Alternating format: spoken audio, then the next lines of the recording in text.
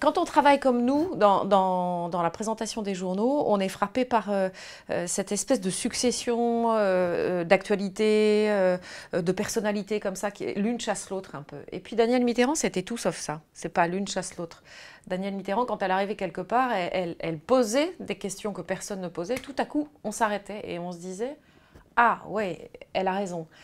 Et petit à petit, cette personnalité, ce caractère-là, s'est imprimé, bien sûr pendant le premier septennat de François Mitterrand, puis pendant le second aussi.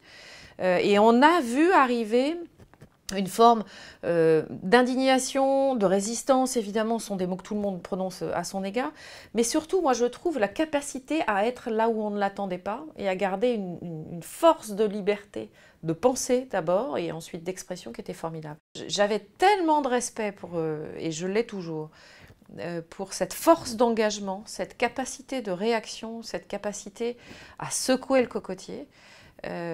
Nous, si vous voulez, en tant que journaliste, souvent on est frappé par la langue de bois, et je vais même souvent dire la langue de tech qu'on entend. Il y a un bruit ambiant de la société.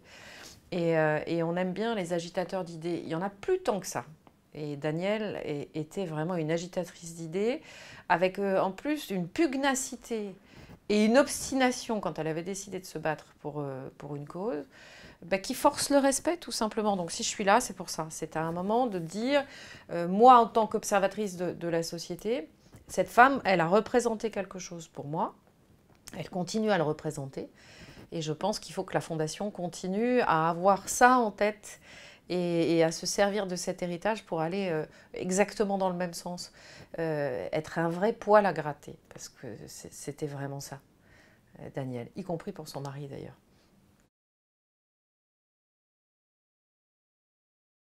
Quand on évoque le nom de Danielle, ce à quoi je pense en premier, c'est peut-être pas le personnage public, c'est l'immense capacité qu'elle avait d'être avec vous au moment où elle était avec vous. C'est-à-dire qu'elle était exactement à la seconde où elle se trouvait avec vous dans ce moment-là.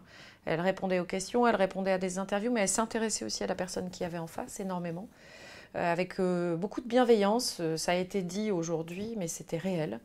Et beaucoup d'intérêt. C'est-à-dire il y a énormément de gens qui font semblant de vous écouter. J'en sais quelque chose. Même dans mon métier, il y a beaucoup de gens qui font semblant d'écouter. Mais elle, pas. Elle vous écoutait pour de vrai. Elle vous écoutait. Après, elle pouvait être d'accord, pas d'accord, et elle l'exprimait, etc. Mais elle vous écoutait pour de vrai. Et elle était là pour de vrai.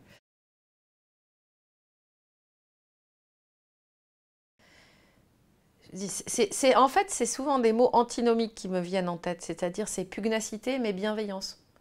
C'est esprit de résistance et en même temps écoute. Et c'est ça qui était, moi je trouve formidable dans les discussions qu'on pouvait avoir avec Daniel, c'était que il n'y avait pas ce côté monolithique que parfois, et c'est pas forcément une critique de ma part, mais quand même un petit peu, vous savez, les gens d'engagement, ils sont monomaniaques, ils sont sur un truc et puis ils vont pas lâcher, et puis ils sont... Et Danielle, elle avait ça, elle avait cette force de résistance forte, et puis voilà, cette pugnacité quand elle était dans un combat, mais elle avait une vraie grande capacité d'écoute et de regard des autres. Et ça, c'est formidable parce que on peut avoir à un moment des causes pour lesquelles on a envie de se battre, et ça n'empêche pas de continuer à être curieux. Et voilà, pour moi, Daniel, c'était ça. C'était ce mélange de personnalité, je vous dis pugnacité, bienveillance, cette résistance et en même temps cette écoute.